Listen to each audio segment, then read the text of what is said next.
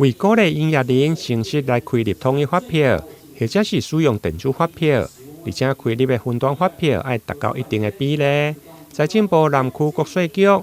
号下午特别颁奖表扬114年度绩优的营业人，以及着优良价值的服务中心。今年总共有81间使用统一发票、加着电子发票的绩优营业人，以及2间的优良价值的服务中心获奖。今天是本局举办114年度台南地区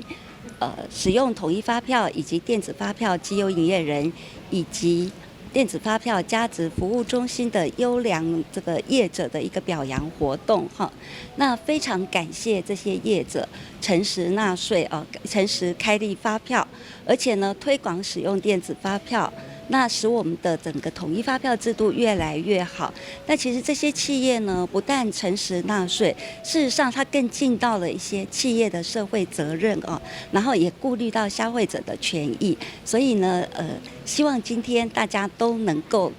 以这些企业作为典范，我们共同来推动发票制度。南区呢，本次使用统一发票那优良的业者总共有53家。那至于电子发票优良的业者有28家。总共有81家那这81家呢，其实南区的辖区总共有14万2千家的企业，所以81家占这个14万2千家呢，比率是5.7%，其实是非常非常难得的。局长表示，南区国税局的辖区